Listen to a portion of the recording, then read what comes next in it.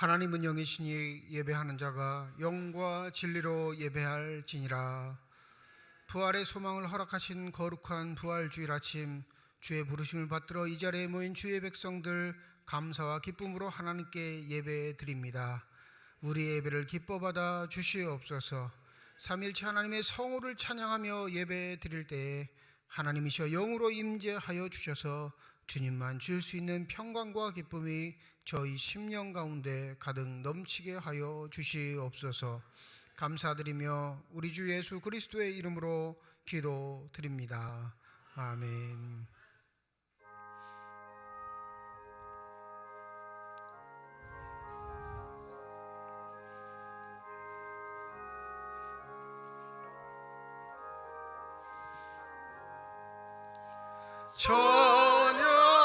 찬양하라 복되신 구세주 예수. 백성들아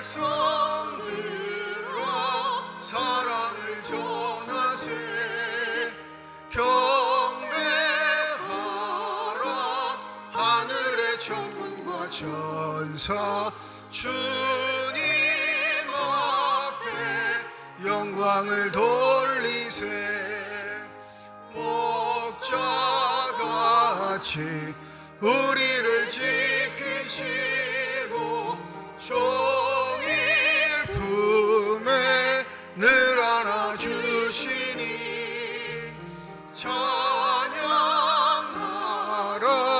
높으신 권세를. 찬양 찬양 찬양 영원히 드리세. 찬양하라 복되신 구세주 예수. 우리 대신 죽임을 당했네. 구주 예수 영원한 구원의 소망. 경배하며 겸손히 절하세. 찬양하라 우리 죄 지신 예수. 그의 사랑 한없이 크셔라. 찬양하라 높으신 권세를. 찬양 찬양 찬양 영원히 드리세. 찬양하라 복되신 구세주 예수. 천사들아 즐겁게 찬양해.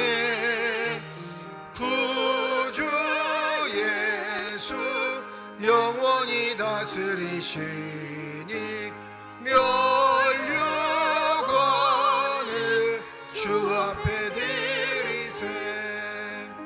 구주 예수 세상을 이기시고 영광 중에 또다시 오시리.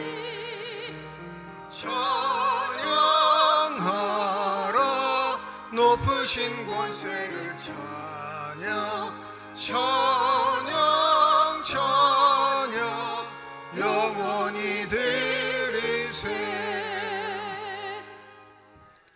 하나님께서 그를 사망의 고통에서 풀어 살리셨으니 우리 주 예수 그리스도로 말미암아 우리에게 승리를 주시는 하나님께 감사하노니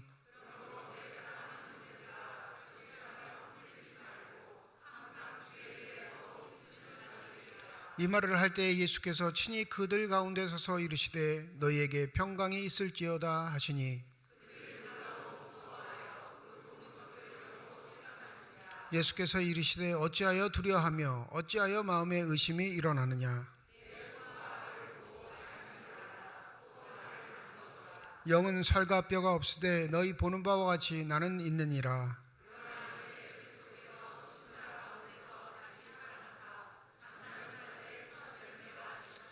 예수께서 이르시되 나는 부활이요 생명이니 나를 믿는 자는 죽어도 살겠고 무릇 살아서 나를 믿는 자는 영원히 죽지 아니하리니 이것을 내가 믿느냐.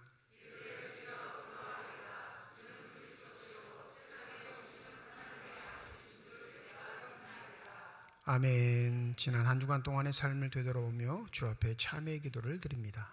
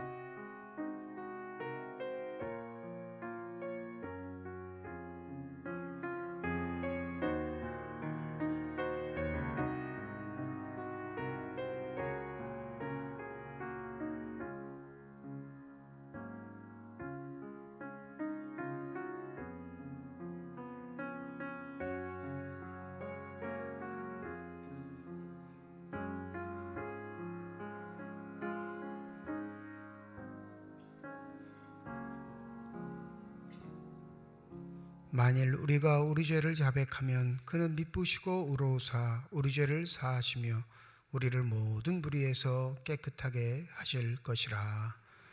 나는 전능하신 아버지 하나님 전지의 창조주를 믿습니다. 나는 그의 유일하신 아들 우리 주 예수 그리스도를 믿습니다. 그는 성령으로 잉태되어 동정녀 마리아에게서 나시고 본디오 빌라도에게 고난을 받아 십자가에 못 박혀 죽으시고 장사된 지 사흘 만에 죽은 자 가운데서 다시 살아나셨으며 하늘에 오르시어 전능하신 아버지 하나님 우편에 앉아 계시다가 거기로부터 살아있는 자와 죽은 자를 심판하러 오십니다. 나는 성령을 믿으며 거룩한 공교회와 성도의 교제와 죄를 용서받는 것과 몸의 부활과 영생을 믿습니다. 아멘.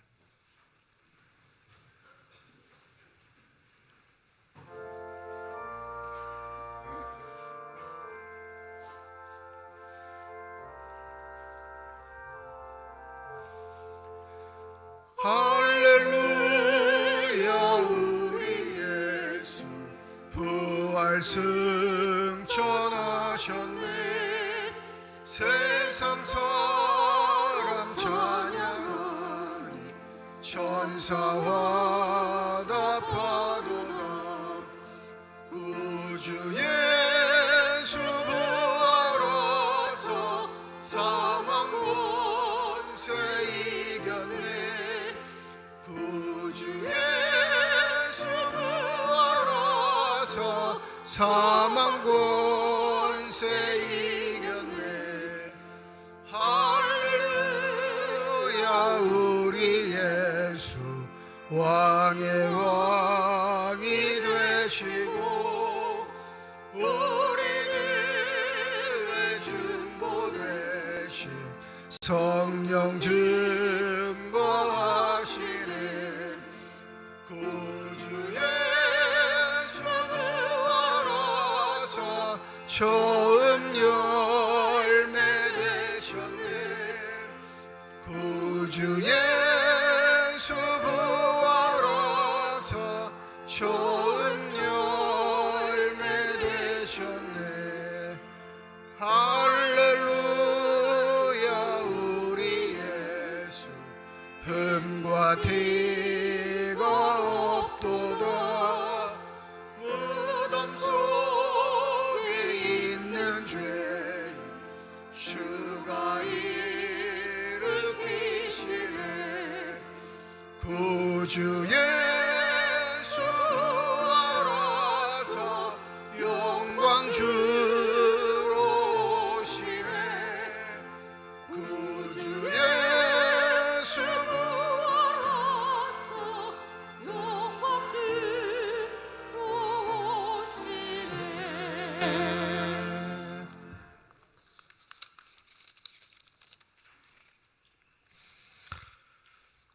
부활이요 생명 되시며 우리의 소망이 되시는 아버지 하나님, 오늘 부활주일을 맞아 주님의 몸된 교회에 나와 사망 권세를 이기시고 부활 승천하신 예수님을 찬양하며 예배하게 하시니 진심으로 감사드립니다. 죄로 말미암아 멸망당할 수밖에 없는 우리를 살리시러 십자가 위에서 대신 죽으신 그 큰 사랑을 다시금 깨달으며 또한 감사드립니다. 우리도 부활주일을 맞아 그 사랑을 본받아 주님의 가르침대로 이웃을 내 몸과 같이 사랑하게 하시고 원수까지도 사랑할 수 있는 마음을 갖게 하여 주시옵소서. 예수님이 부활을 승천하시며 보내주신 보혜사 성령님이 우리 마음에 뜨겁게 임하게 하시어 우리의 심령들이 새롭게 변화되게 하시고 믿음으로 거듭나는 모두가 되게 하여 주시옵소서. 또한 주의 일을 담당할 때 사람의 생각대로 하지 않게 하시고 주님의 뜻대로 하게 하시며 내 생각만이 옳다는 교만이 성실한 주님의 뜻대로 하게 하사 우리에게 상처받는 일이 없도록 우리를 통하여 모든 이들이 상처받지 않도록 주님 함께 하시고 사탄의 음모와 방해도 막아 주시옵소서.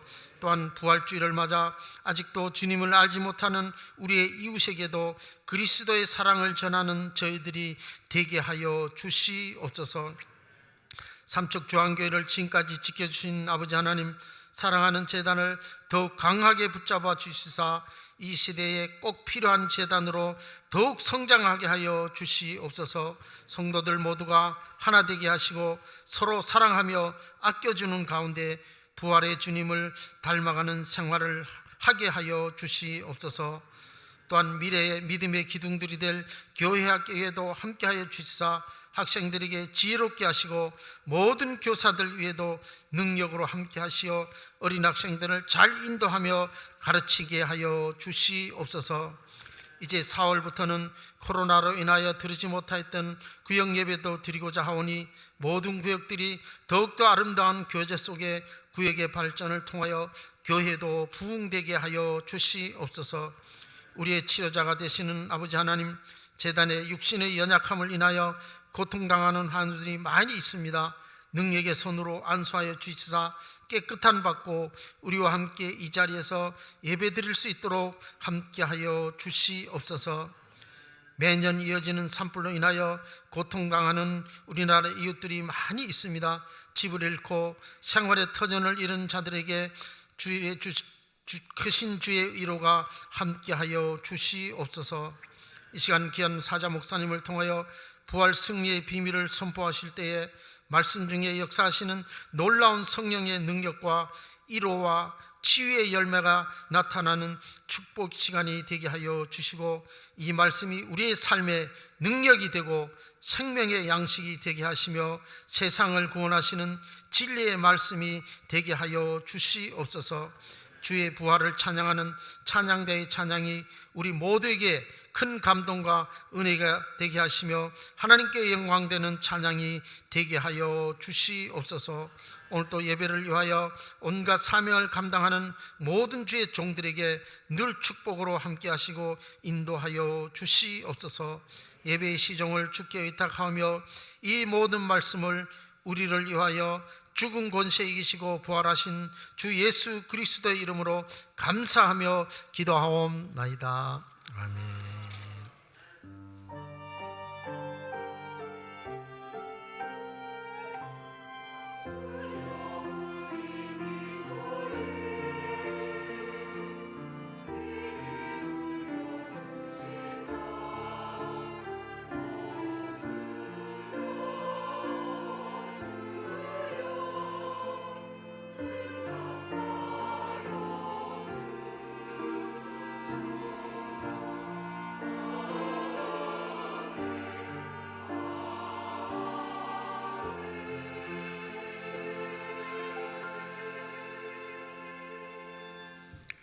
부활주일 우리에게 주신 하나님의 말씀입니다. 구약성경 시편 118편 14절에서 24절까지 말씀, 신약성경 마태복음 28장 1절에서 10절까지의 말씀입니다. 다 함께 자리에 일어나 하나님의 말씀을 받겠습니다.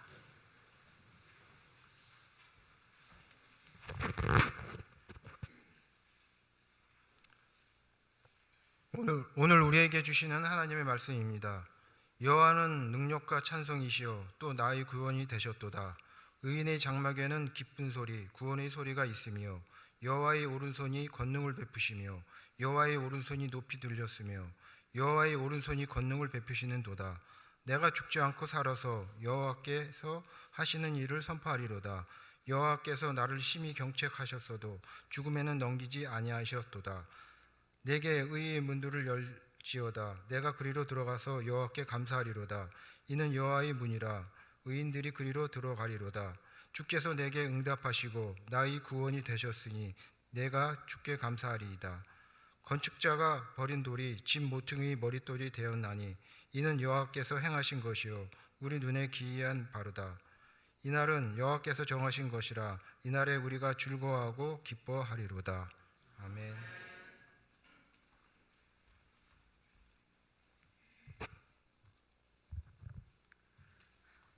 안식일이 다 지나고 안식 후 첫날이 되려는 새벽에 막달라 마리아와 다른 마리아가 무덤을 보려고 갔더니 큰 지진이 나며 주의 천사가 하늘로부터 내려와 돌을 굴러내고 그 위에 앉았는데 그 형상이 번개 같고 그 옷은 눈같이 희건을 지키던 자들이 그를 무서워하여 떨며 죽은 사람과 같이 되었더라.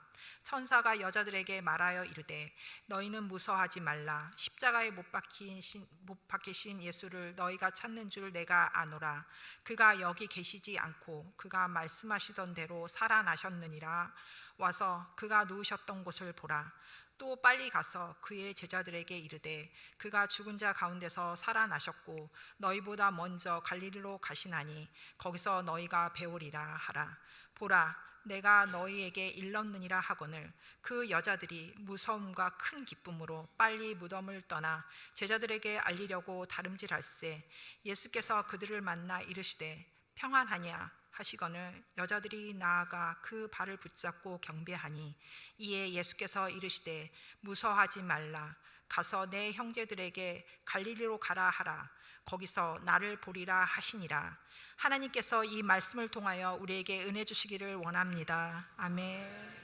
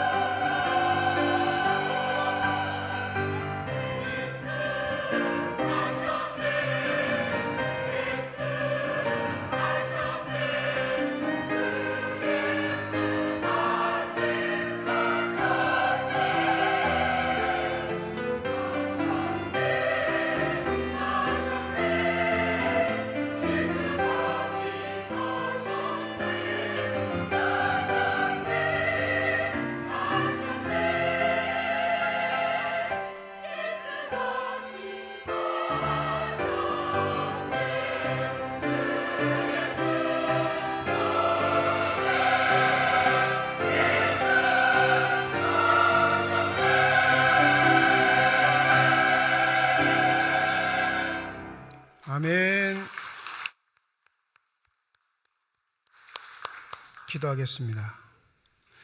이 시간 우리들의 눈을 열어주시사 주 형상 바라보게 하여 주시옵시고 우리들의 길을 열어주셔서 주 음성 듣게 하여 주시옵소서. 닫혀진 우리의 심령의 문이 성령의 은혜 가운데 활짝 열려지게 하여 주셔서 하나님 아버지 마음속에 품고 계시는 기쁨과 평안과 만족이 넘치는 복된 시간이 되게 하여 주시옵소서. 감사드리며 우리 주 예수 그리스도의 이름으로 기도드립니다. 아멘. 고등학교 1학년 때 친구들을 아직까지 만나고 있습니다. 한 10명 정도 되는데 그중에 교회를 다니는 친구는 저하고 장로님 아들 한 가정, 이렇게 딱 두 가정이고요. 나머지는 대부분 종교가 없는 삶을 삽니다. 이제 나이들도 있으니까 부모님도 생존해 계시는 경우가 절반밖에 되지는 않아요. 절반 정도 친구들의 부모님들은 다 소천하셨습니다. 몇 해 전에 한 친구 어머니가 암투병 중에 돌아가셔서 서울까지 문상을 다녀온 적이 있습니다. 근데 이 친구 녀석이 좀 의아하게 장례식 문상하고 갔다 오니까 그 다음 날인가 카톡으로 선물을 하나 보냈어요. 멀리서 와줘서 고맙다 하고 이제 커피 쿠폰을 보냈더라고요. 이 동네 없는 커피잔 이제 나중에 마시긴 할 텐데, 근데 왜 그렇게 고마울 일일까? 당연히 친구가 할 일인데 라고 의구심을 품고 있었는데 얼마 전에 그 의구심이 해소가 됐어요. 왜 해소가 됐냐면 얼마 전에 만났는데 문득 그 말을 해요. 장례식에 그렇게 먼 곳까지 와줘서 너무 고마운데 자기 집사람이 얘기하기를, 그러니까 저희 집이 아니라 그 친구네 아내가 얘기하기를 그때 양 목사님 오셔서 영정이 되고 절하시더라 그렇다는 거예요. 그러니까 제가 이제 영정에 대놓고 이제 2번 절하고 반숙이잖아요. 그렇게 조문을 했다라는 겁니다. 그렇게 했을까요? 안 했을까요? 또 의구심 있게 저를 했을지도 몰라. 저분은 엉뚱하셔서 그렇게 하는데, 상주주들하고는 맞절하는 경우는 간혹 있어도 영정에 대고 절하지는 않습니다. 근데 기억이 잘못된 거죠. 잘못된 거예요. 근데 그게 본인들한테 감동이 된 거예요. 목사가 우리들을 얼마나 생각하면 자기들이 지키는 종교의 예를 벗어나 우리 어머님한테 그렇게 절을 했다. 부인하지 않았습니다. 그냥 그래 알았어 그러고 위로의 말을 전했죠. 그러니까 한마디 더 하더라고요. 정말로 너무 고마워. 어디 가서 절하지 마세요 또 이런다고. 뭘 말씀드리고 싶은 거냐면 슬픔 중에 우리가 가지고 있는 생각들이 오류가 날 때가 있습니다. 그죠? 장례 기간 얼마나 힘들어요. 몇 날 며칠 잠자지 못했죠. 그리고 사랑하는 부모님이 돌아가신 일이니까 기억에 오류들이 있을 수밖에 없죠. 근데 그것을 탓하기보다 얼마나 슬픔이 컸을까, 얼마나 위로를 받고 싶었을까라는 마음에 측은함이 생기기도 했습니다. 복음서의 내용이 이래요. 기억의 오류들, 특별히 부활에 관한 기억의 오류들은 너무나 심각합니다. 이 부활절 아침은 여전히 장례 준비를 하고 있는, 또 장례의 절차를 마무리 지으려고 하는 여인들에게는 충격적인 사건으로 다가옵니다. 우리가 가장 기쁘다고 여기는 이 부활의 아침, 또 기독교의 근간이 된다고 생각하는 이 부활의 근거가 복음서에는 다 다르니까 우리를 괴롭게 해요. 한번 따져볼까요? 여러분, 부활의 첫 증인은 누구죠? 남자예요, 여자예요? 여자. 여기까지는 봐주겠어요. 근데 마태, 마가, 누가, 요한이 이 무덤에 찾아간 여인의 숫자가 다 다릅니다. 아시나요? 마태는 몇 명 갔을까요? 2명, 마가는 3명, 누가는 4명, 요한은 1명이 갑니다. 그게 부활절 아침의 기억이에요. 누가 맞을까요? 몰라요. 천국 가서 한번 따져봐야지. 글 쓴 사람들 다 불러다가, 현장에 갔던 사람 다 불러다가 따져봐야지. 또 이상한 건 여인들이 무덤에 도착했을 때 어떤 복음서는 무덤에 돌문이 열려 있었다고 했고, 어떤 복음서는 돌문이 닫혀져 있었는데, 오늘 보면 마태복음 그러죠. 천사가 등장하면서 깨버렸다고 하는 거예요. 이것만이 아닙니다. 무덤에 등장하는 천사의 수도 달라요. 마태는 1명, 누가는 2명, 요한은 2명인데 마가는 천사라고 하가지도 않고 젊은 남자가 이렇게 기록합니다. 더 미치고 환장하겠는 건 무덤에 간 여인들이 부활의 주님을 만났다 하는 건 마태복음과 요한복음이고요. 마가와 누가는 만났다는 얘기 자체도 없어요. 어떻게 하실래요? 믿으실래요? 안 믿으실래요? 부활을. 신념을 얘기하지 마시고. 부활을 믿게끔 하려면 하나님의 사건 중에 가장 영광스러운 사건이고 이 세상의 죄인들이 그 마음을 품고 하나님을 의로를 수 있는 가장 완벽한 사건인데 하나님은 어처구니 없이 복음 서자들이 이렇게 딴 마음 품고 적고 있는 걸 그냥 방치하셨어요. 아무리 혼란스럽다라고 하는 것을 가정하더라도 이렇게 엉뚱할 수 있을까? 그러니 부활을 객관적인 사실로, 역사적인 사실로 바라보고 싶어하는 모든 사람에게는 의구심을 품을 수밖에 없는 상황이 산재되어 있습니다. 더불어 기독교 측에서 부활의 증거로 제시할 수 있는 유일한 근거는 뭔지 아시죠? 무덤이 비었다, 이거밖에 없어요. 무덤이 비었다. 제일 좋은 방법은 그 살아계신 분을 이렇게 모셔다가 봐, 살아있지 하면 참 좋을 텐데 그것도 우리의 능력 밖이고. 초대교회에서 이 부활의 사건이 얼마나 기쁜 반면 또 얼마나 당혹스러웠는지를 우리가 예측할 수 있습니다. 근데 부활을 주장하지 않는 반대편, 완벽합니다. 예수의 부활을 부인하는 반대편에 선 사람들의 증거는 완벽해요. 그들이 하는 증거는 이거죠. 제자들이 몰래 와서 죽은 예수의 시체를 가져가고 그리고 부활했다고 거짓말을 한 거다. 이게 초대교회에 살던 대부분의 사람들이 믿던 진실이었습니다. 쟤네들이 장난치는 거야. 쟤네들이 자기 세력을 규합하기 위해서 말장난하는 거야. 이게 아니라고 말하고 싶으니까 유일하게 마태복음 28장 15절에 이렇게 기록합니다. 군인들이 돈을 받고 가르친 대로 하였으니 이 말이 오늘날까지 유대인 가운데 두루 퍼지니라. 군인들이 돈을 받고 뭘 했을까요? 여기 본문에 보면, 오늘 마태복음 28장에 보면 여인들만 천사들이 등장하는 모습을 본 것 아니라 무덤을 지키고 있는 경비병들도 천사가 등장하는 걸 보았습니다. 그러니까 오늘 본문에 뭐라고 하냐면 너무 무서워서 죽은 듯 되었더라. 거의 기절 상태인 거예요. 한 번도 보지 못하는 상황, 지진이 나고 천사가 등장하는데 어떻게 등장했대요? 번개같이 등장했대요. 그러면 돌문이 저절로 이렇게 열렸을까요? 자동문처럼? 제 생각엔 돌을 깨버렸을 것 같아요. 돌문을 그냥 팍 깨버리니까 지진도 났을 테니까 거의 기절 상태가 된 거죠. 근데 이 사람들 증인이란 말이에요. 경비병들이 유일한 증인, 여인들도 증인이고. 근데 이 경비병들이 종교 지도자에게 가서 말합니다. 이런 일이 벌어졌습니다. 그러니까 제사장들과 장로들이 사람을 모아놓고 회의를 한 다음에 28장 12절에 보면 군인들에게 돈을 많이 주고, 적당히가 아니라 어떻게 해요? 많이 주고, 야, 누가 묻거든, 아니 마을에 들어가서 예수의 제자들이 시체를 훔쳐다가 부활했다고 가짜로 얘기하고 다닙니다. 소문 좀 내. 사람들은 예수가 부활하셨다, 그런데 빈 무덤밖에 없다, 그리고 그 부활을 증언하는 사람들이 여자인데 여자 숫자도 다르고 이야기도 다르고 내용도 다르다 라는 이 이야기를 믿을까요?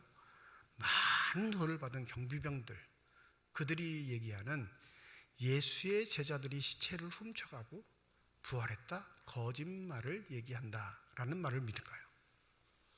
뭐가 더 논리적인가요? 뭐가 더 합리적이에요? 그러니 28장 15절에 유대인들이 오늘날까지 이 말을 두루 퍼뜨린다라는 건 예수님 부활 당시 이 30년대 언저리를 말하는 게 아니고요.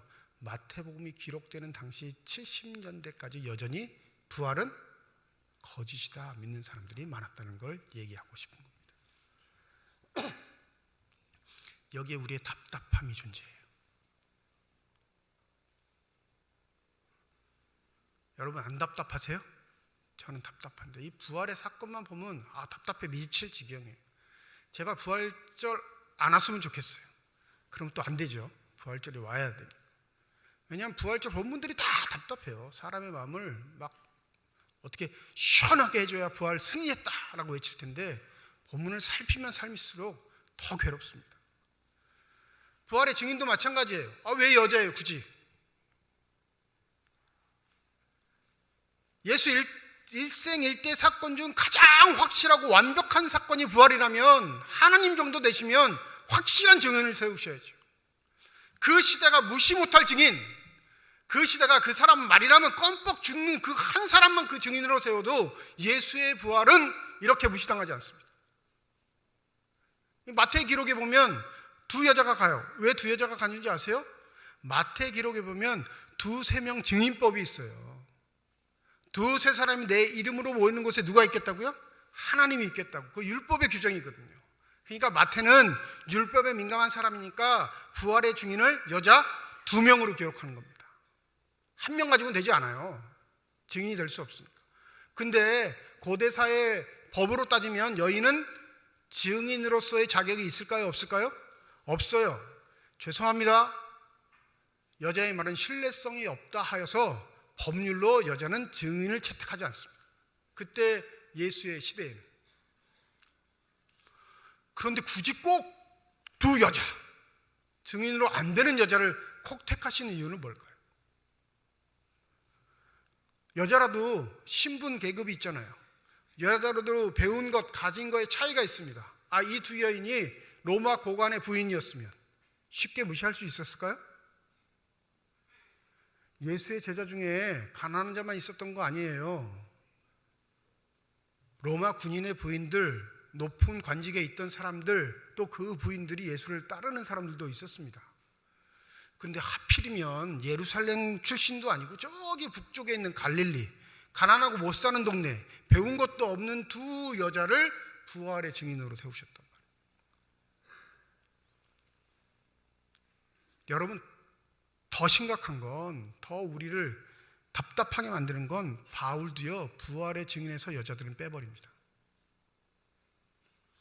고린도전서 15장에 보면 바울이 예수의 부활을 목격한 사람들을 기록합니다.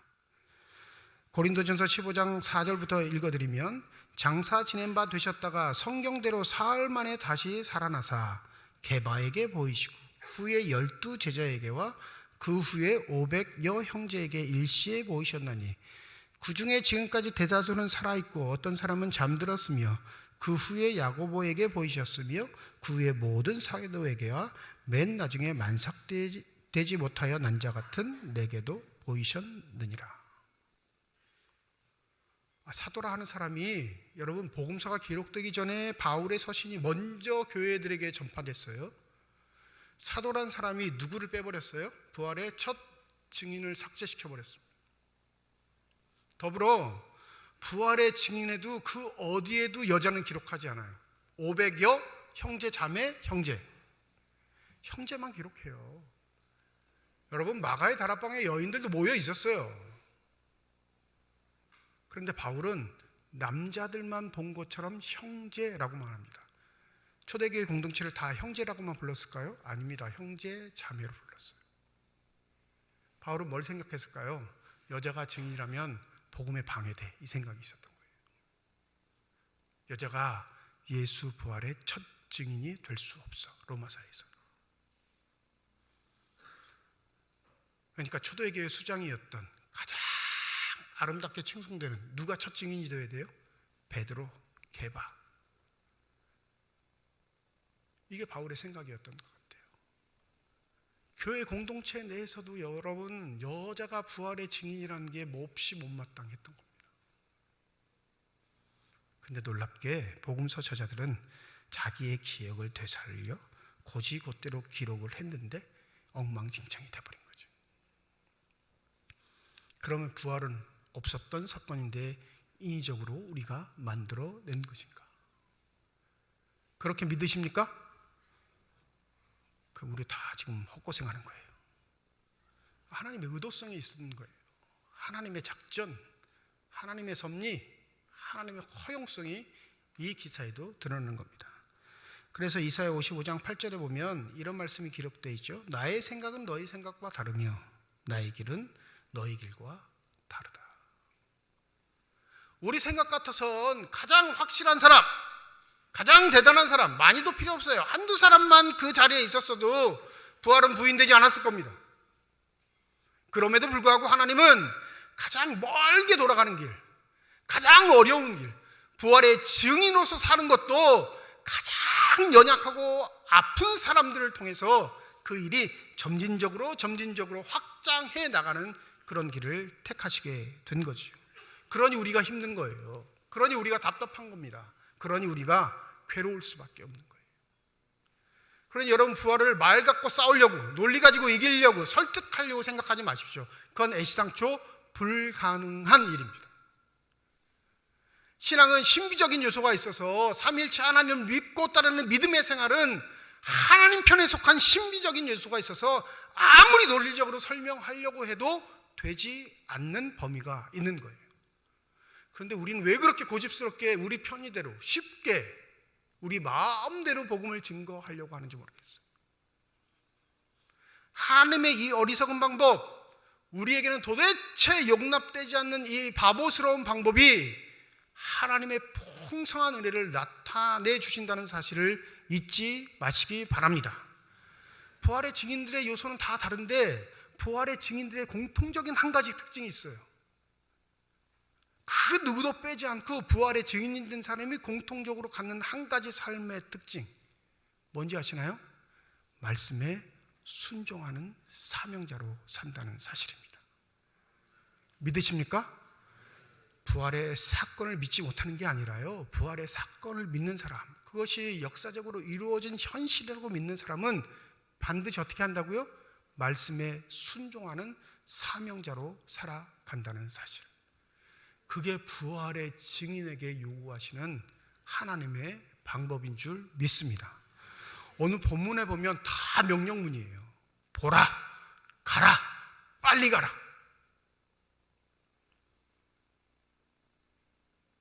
주님 말씀하신 대로 살아나셨어. 천사가 이 여인들을 설득하려고 하지 않아요. 제일 중요한 말씀은 뭐예요? 빨리 가라, 명령문이에요. 주님도 여인들을 만나서 뭐라고 하시죠? 갈릴리로 가라, 무서워하지 말고 가서 내 형제들에게 말하라, 명령문이란 말이에요. 근데 왜 우리는 하나님의 말씀, 그 명령에 순종하는 삶을 택하지 않고 우리의 작은 지혜로 그 말씀을 판단하고 재단하고 논리로 설명하려고 자꾸 발버둥 칠까요? 믿어지지 않는 거예요. 이해되지 않는 겁니다. 그러니 매번 부활절 아침에 말씀드리지만 부활 아침 기쁘세요? 안 기쁘죠? 저번 주하고 이번 주하고 다른 게 뭐가 있어요? 한 주간 동안 우울한 인상으로 그냥 한 주 산 것뿐이지. 금식하시는 분은 혹시 기쁘실지 몰라. 오늘부터 먹을 수 있으니까. 네? 일주일 금식해보세요. 음식 먹는 게 얼마나 복인지 압니다.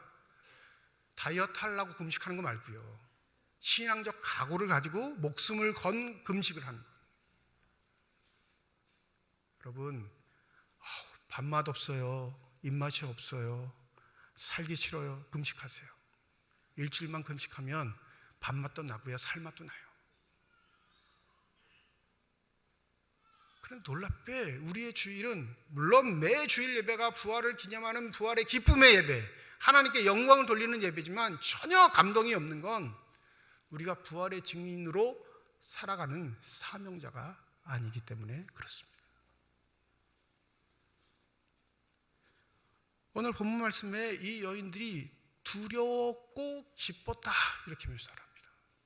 두려운 뭐예요? 하나님의 실체를 만나니까 육신의 인간은 두려울 수밖에 없습니다. 그런데 그 두려움 속에도 슬픔과 고통과 아픔이 찾아온 게 아니라 뭐가 찾아왔다고요? 기쁨이 찾아왔어요. 나 같은 게 이 연약한 내가 하나님의 말씀을 준행하는 사명자로 사는 게 얼마나 감사한가. 이 사명자로 산다는 것, 부활의 증인으로 산다는 건 어려운 말이 아닙니다. 마태가 이미 다 정리했어요. 너희는 무엇을 마실까? 무엇을 먹을까? 무엇을 입을까? 염려하지 말라. 근데 다 우리 이 염려 때문에 얽매여 살잖아요. 그러니까 하나님의 의와 나라와 기쁨은 관심이 없습니다. 이 사명자로 산다는 건 바로 내 관점, 내 관심, 내 비전을 갖고 사는 게 아니라 하나님의 비전이 나의 삶에 와서 그 하나님의 비전을 성취하는 사명자로 사는 삶을 말합니다. 믿으십니까? 부활의 증인들, 부활을 목격한 증인들, 부활을 들었던 증인들은 다 이 사명자의 삶을 포기한 적이 없습니다. 그러니 우리가 말하는 부활의 기쁨을 나눕니다 라고 아무리 동네 가서 말해도, 내 직장 가서 말해도, 내 삶의 터전에서 말해도 사람들이 듣지도 않는 거예요. 왜? 너나 똑바로 살아. 부활이 있다는 놈이 그러고 살아? 다 판단하는 거예요. 믿지 않는 사람들보다 욕심은 더 많고, 욕망은 더 커서 하나님께 달라고 기도는 더 하고, 좋은 일은 하나도 할 생각도 안 하고, 언제든지 자신은 하나님이 지켜준다고 허황된 말만 하는 교만한 자들.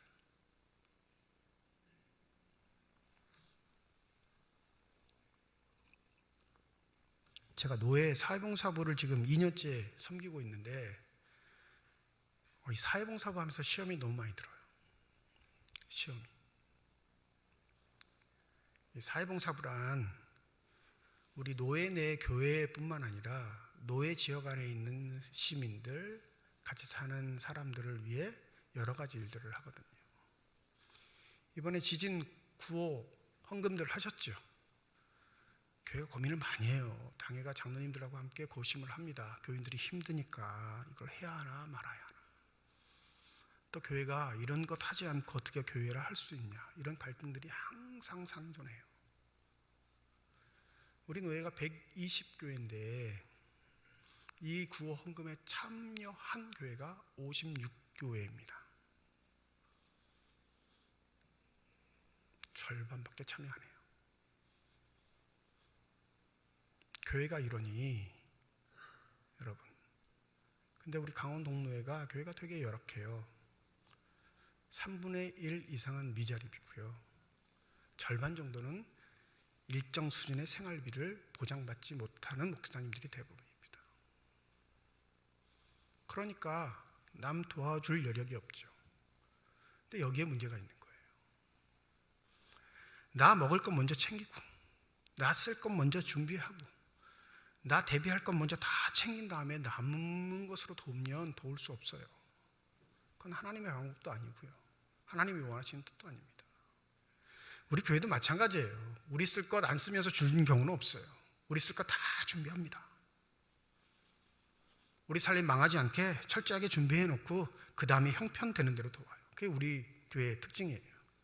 하나님 좋아하시지 않습니다.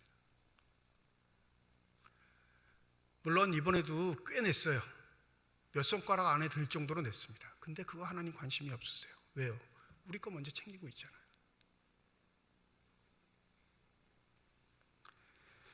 한 교회는 우리 교회가 지원하는 교회인데, 매달 그 교회를 우리가 일정 금액을 지원하는 교회인데 1년 지원한 금액의 절반을 구헌금으로 냈어요.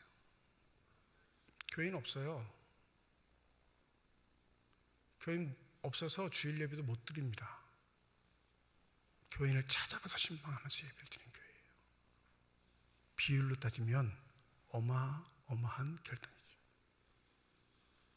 우리가 낸 금액의 10분의 1도 안 되는 금액이지만 비율로 따지면 그 교회는 전부를 드린 거나 마찬가지입니다. 이게 사명자로서의 삶을 말해요. 나는 죽고 예수는 사는 삶. 나는 사라지고 하나님은 능력이 돼서 등장하시는 삶. 근데 우리의 모습은 어떤가요? 나는 살고 예수는 죽어주기를 원해요. 어차피 나를 위해서 죽으셨잖아요. 나는 성공하고 나는 출세하고 나는 기쁨을 다 누리고 나는 모든 것 쟁취하는 사람이 되고 싶어하는 우리의 욕심이 부활의 증인 사명자로 사는 삶을 자꾸 잊게 만드는 겁니다. 여러분, 언제 입을 것, 먹을 것, 마실 것 이 구절을 들으면 눈물이 글썽글썽 하시나요? 내가 어려울 때예요. 내가 부자일 때는 그 말씀이 전혀 감동되지 않습니다. 그래, 내가 걱정하지 않아도, 내가 기도하지 않아도, 내가 간구하지 않아도 하나님이 나 채워주실 거야. 그럴 때만 혹 하고, 내가 좀 있으면, 내가 좀 배웠으면, 내가 좀 가졌으면 그것이 거의 다 내 것이라 착각하고 하나님께 감사하는 것만 신앙 태도라고 생각하는 우리의 어리석음들이 부활주의를 맞이하여 다시 한번 깨어지는 복된 은혜가 있기를 소원합니다. 그래서 천사가 여인들에게 말하잖아요. 그가 말씀하신 대로 그 말씀에 순종하는 자, 사명자로 사는 삶이 바로 부활의 증인의 삶이 될 줄 믿습니다. 마태복음 28장 맨 마지막 구절이 뭔지 아시죠? 내가 너희에게 분부한 모든 것을 가르쳐 지키게 하라. 여러분, 가르침은 일방적일 수 있죠. 시기가 제한될 수 있어요. 근데 그 가르침대로 지키며 사느냐 못 사느냐는 어떻게 해야죠? 그 가르침을 받는 자 늘 함께 살 때만 확인할 수 있는 상황이에요. 사명자는 그렇게 살라는 거예요. 내가 왜 어리석게 부활의 증인을 여인들로 세운 줄 아니? 가장 연약한 방법, 가장 나약한 방법, 세상이 가장 어리석게 하는 방법을 써도 이 부활의 사건이 전 세계에 증거된 걸 너희가 보게 될 거야. 언제요? 너희들이 사명자가 되었을 때. 지금의 상황의 현실에 낭망하고 주저앉지 않는 저와 여러분이 되시기를 소원합니다. 목사님, 그러기엔 내가 너무 욕심이 많은 인간이에요. 목사님, 그러기에는 내가 너무 못된 사람입니다. 목사님, 그러기엔 내가 자격도 되지 않는 사람이에요. 이게 솔직한 우리의 고백이죠. 그런데 10절 말씀 우리 다 한번 읽어볼까요? 10절입니다. 시작.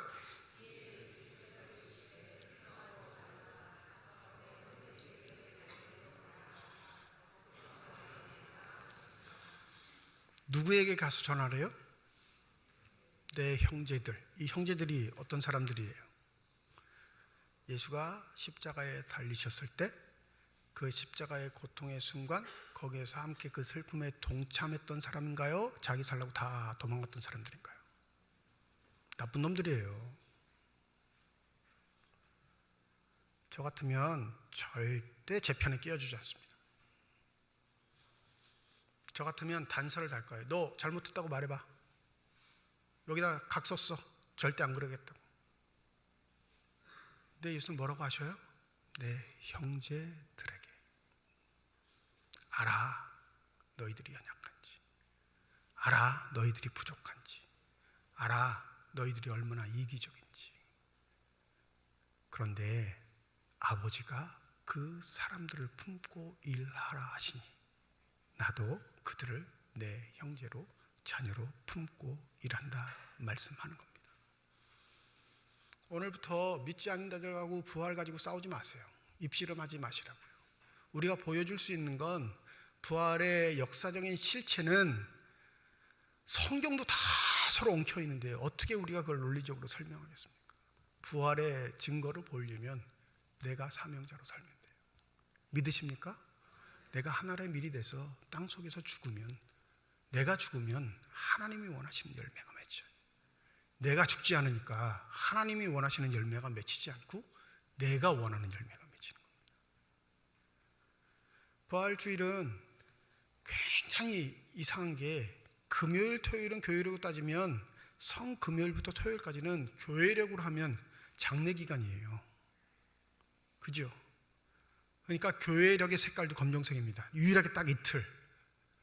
365일 중에 단 이틀만 교회력의 색깔이 오늘 흰색이지만 검정색으로 바뀌어요.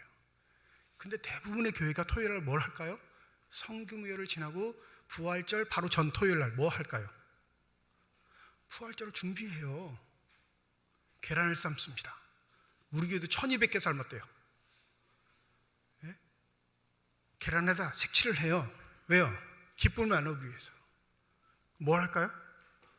강단 양식을 합니다. 화려한 하얀 색을 가지고 예수께서 다시 사심에 부활하심에 기쁨을 나누기에 토요일날 이거 다 준비해요. 그리고 전국 교회가 하는 게 뭔지 아세요? 공통적으로 교회가 딱 하는 거 한 가지. 달걀 삶고 꽃꽂이하고 하는 것 말고 공통적으로 하는 한 가지. 뭐 할까요? 봄맞이? 부활절 맞이? 대청소해요. 우리 교회 했을까요? 안 했을까요? 안 해요. 대단한 교회예요. 네? 이게 너무 깨끗해서 그런 건지 아예 마음들이 없어요. 물어보는 사람도 없어. 왜? 관리 집사님 있으니까. 제가 온 이후로 한 번 했던 것 같아요. 한 번. 의자 한 번 드러내고. 이게 우리의 마음 상태예요. 이게 우리의 삶의 실제 모습이라고. 아니, 자기가 다니는 교회도 제대로 못 섬기는데요, 어떻게 사명자로 살아요? 자기가 받은 직분에 충실하지도 못하는데 어떻게 부활의 증인으로 살겠어요? 이게 우리의 실제 모습이라면 우리 좀 각성해야 하지 않을까요? 여러분께 부활절 아침부터 시비 거는 거 아닙니다. 부활절 아침에 기분 좋게 왔는데 목사님 또 열받겠어 이러려고 하는 게 아니에요. 여러분, 부활의 증인을 가장 연약한 여인을 세우고서도 그 부활의 역사성을 부인하지 않고 오롯이 2000년 후에 우리가 진리로 믿게 하신 건 하나님의 독특한 방식이 있기 때문입니다. 그 독특한 방식을 믿고 사는 게 믿음의 사람이면 내가 하나님 나라를 위해서 주의 몸된 교회를 위해서 사명자로 살아야 하는 책임과 의무가 있음을 잊지 않는 저와 여러분이 되시기 소망합니다. 오늘 이거 나눠드릴 거예요. 집에 가실 때 이웃에게 나눠주실 때 자신 있는 분만 이웃에게 나눠주세요. 내가 사명자로 살았어 라는 증거품으로. 주님이 원하시는 게 우리의 삶으로서의 고백, 삶으로서의 증인, 삶으로서 하나님의 나라를 이룰 수 있다는 소망을 부여주는 그런 아름다운 모습이 되기를 소원합니다. 이 은혜가 저와 여러분의 있기를 주님의 이름으로 축원드립니다. 기도하겠습니다. 죽은 자의 부활도 그와 같으니 썩을 것으로 심고 썩지 아니할 것으로 다시 살아나며 욕된 것으로 심고 영광스러운 것으로 다시 살아나며 약한 것으로 심고 강한 것으로 다시 살아나며 육의 몸으로 심고 신령한 몸으로 다시 살아나느니 육의 몸이 있은즉 또 영의 몸도 있느니라. 가장 연약한 것으로 심으셨는데 가장 강한 것으로 보답하시는 하나님, 부디 이 땅에서의 우리의 삶이 사명자로서 부활의 증인으로서 하나님의 방법대로 순종하며 살아갈 수 있는 놀라운 은혜가 있게 하여 주시옵소서. 감사드리며 우리 주 예수 그리스도의 이름으로 기도드립니다. 아멘.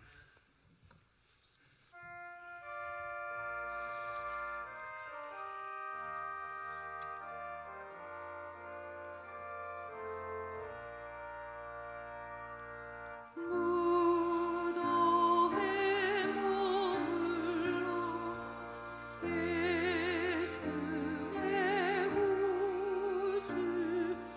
새벽 기다렸네 예수 내 주 원수를 다 이기고 무덤에서 살아나셨네 어둠을 이기시고 나와서 성도 함께 길이 다스리시네 사셨네 예수 다시 사셨네 거기 못 가두네 예수의 구주 우리를 살리네 예수 내 주 원수를 다 이기고 무덤에서 살아나셨네 어둠을 이기시고 나와서 성도 함께 길이 다스리시네 사셨네 예수 다시 사셨네 박만기 안수 집사님 가정에서 김은교 집사님 가정에서 김순덕 집사님 가정에서 김성태 집사님 가정에서 최두식 집사님 가정에서 무명으로 건축헌금 드리셨습니다. 하나님 아버지의 은혜와 사랑을 감사드립니다. 아름답고 복된 부활주일 맞이하여 주의 전에 나올 수 있는 여건과 형편 허락하여 주시옵시고 나올 때 빈손으로 나오지 아니하고 주 앞에 드릴 수 있는 예물 있게 하심을 감사드립니다. 11조 헌금으로 1,000번째 헌금으로 감사헌금으로 성경헌금으로 장학헌금으로 건축헌금으로 부활 감사헌금으로 주일 헌금으로 드리는 손길마다 주의 은혜 가운데 복 내려 주셔서 이 땅 살아갈 때에 필요한 것 채우시는 하나님의 은혜를 누리는 사람들이 되게 하시고 살아가는 동안 후이 나누고 베풀 수 있는 축복의 손길들이 다 되게 하여 주시옵소서. 이 예물이 쓰여지는 곳 하나님의 사랑이 널리신 것 되게 하시고 하나님의 이름으로 심겨져 30배, 60배, 100배의 열매가 맺혀지게 될 때 여전히 살아계시고 능력과 권세로 우리를 통치하시는 하나님의 놀라우신 뜻이 아름답게 이루어지는 아름답고 복된 예물만 되게 하여 주시옵소서. 예물을 드릴 때 기도의 제목을 담아드리는 손길과 가정 주께서 아시오니 우리의 기도에 응답하시는 하나님 우리의 삶의 자리에 찾아와 우리를 어루만져 주시옵시고 어떠한 상황 속에서라도 세상의 일 때문에 좌절하거나 절망하거나 포기하지 않게 하시고 우리의 믿음의 주가 되시는 예수 그리스도를 바라보며 우리의 삶의 자리에 다시금 용기를 갖고 일어설 수 있는 결단이 있게 하여 주시옵소서.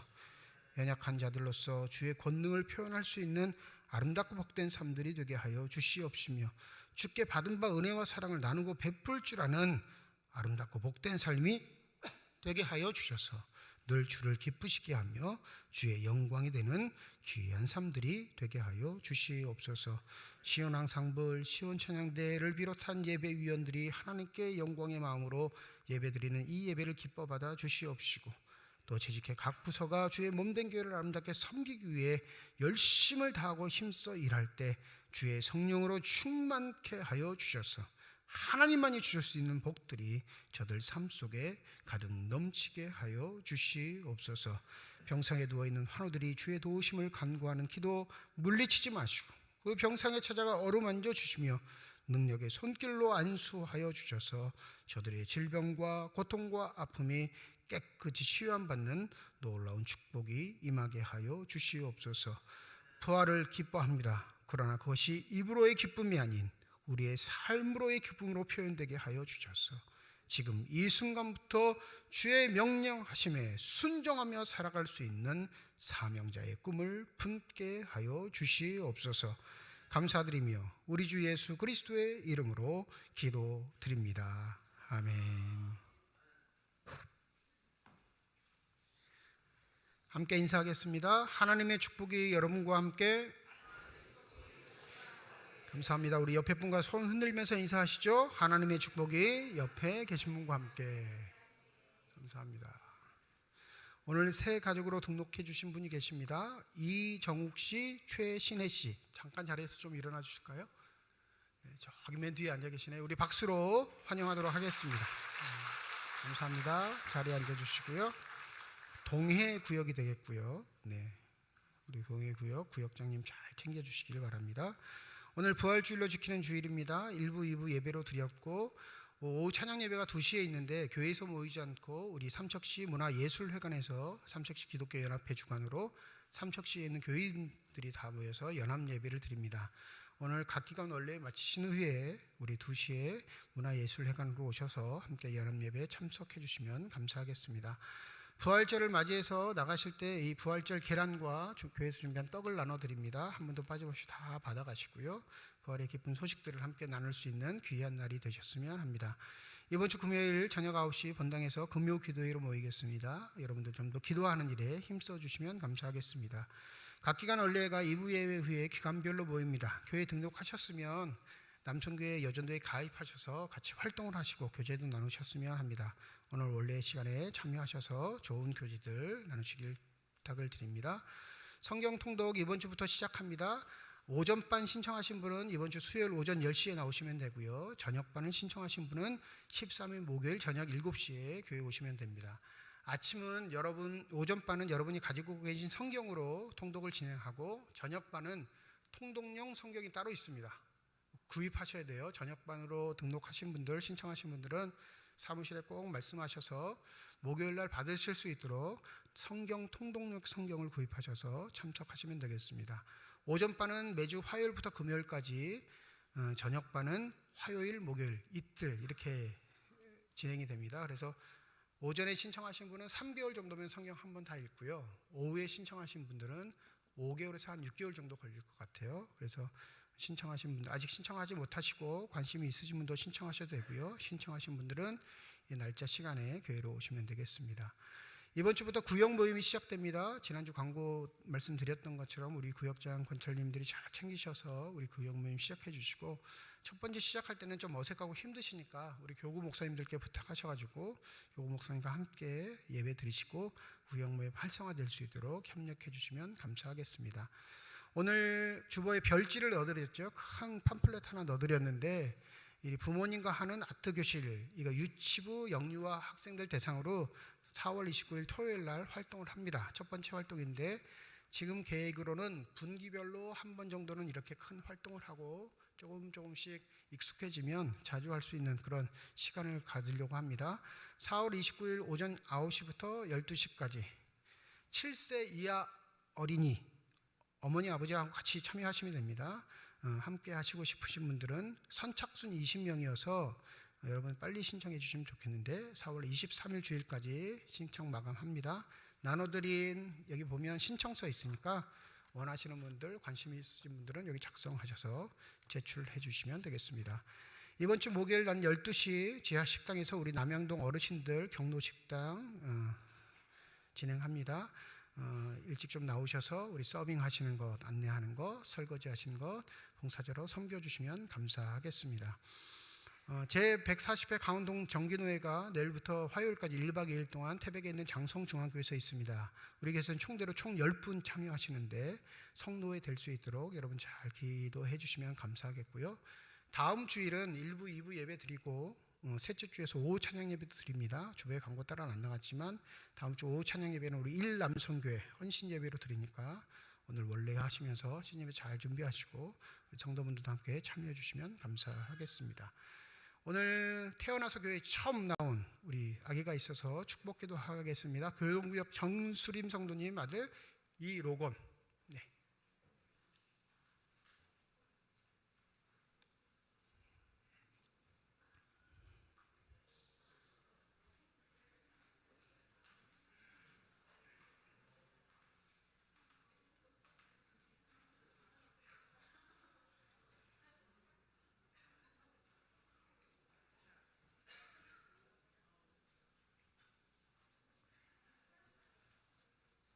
함께 기도하겠습니다.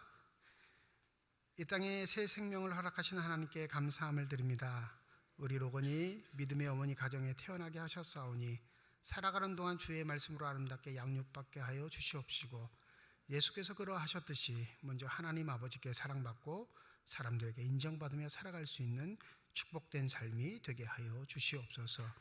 이 가정을 축복하실 때 이 자녀에게 필요한 모든 것 채워주시고, 사람의 욕심이 아닌 하나님의 뜻에 맞게 아름답게 양육하게 하여 주셔서 장성하여서는 주를 기쁘시며 하며 가정에 흡족한 삶이 될 수 있는 놀라운 은혜와 축복이 넘치게 하여 주시옵소서. 우리 모두 함께 축하하고 기뻐합니다. 이 삶 속에 주의 은혜를 더하여 주셔서 곁길로 가지 않게 하여 주시옵시고, 늘 언제나 성령의 충만함 속에 아름다운 삶 살아가게 하여 주시옵소서. 감사드리며 우리 주 예수 그리스도의 이름으로 기도드립니다. 아멘.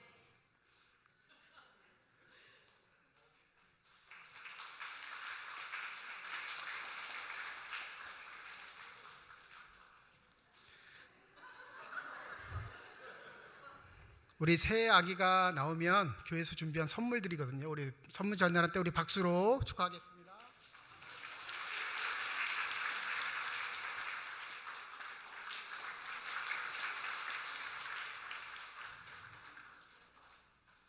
이제 다 함께 자리에 일어나셔서 별단 찬양 하나님께 드리겠습니다.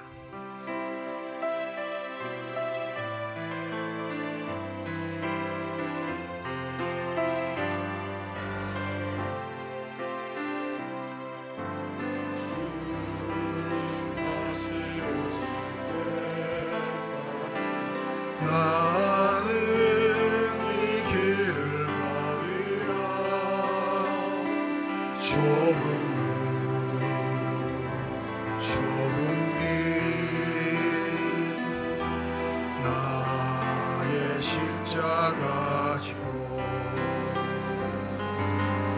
나의 가는 이름에서 나는 주님을 보리라.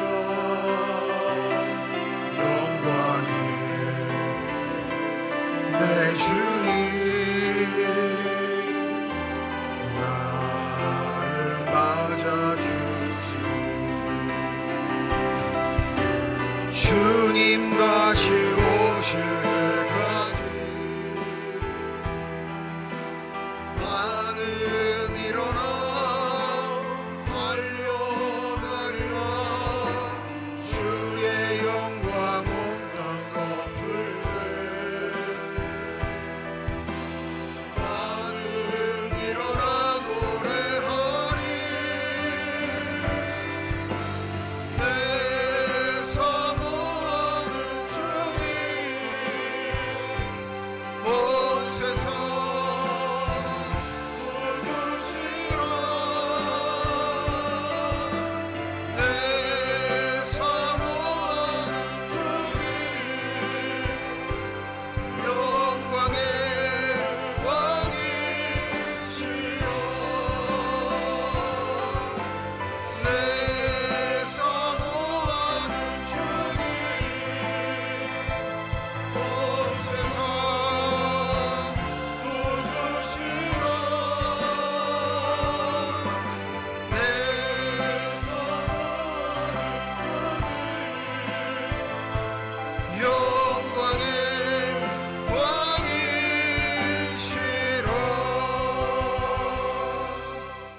이제는 우리 주 예수 그리스도의 은혜와 하나님의 사랑과 성령의 교통하시고 내주하시고 역사하시고 충만하심이 오늘 새 가족으로 등록한 이정욱 최신혜 씨 머리 위에와 하나님께서 허락하신 새 생명 이 로건 앞길 위에 주의 말씀을 마음에 새기고 부활의 증인 사명자로서 살아가기를 소원하는 주님의 거룩한 자녀들, 이들의 가정과 일터와 앞길 위에 이제로부터 영원토록 함께 하시기를 간절히 축원하옵나이다.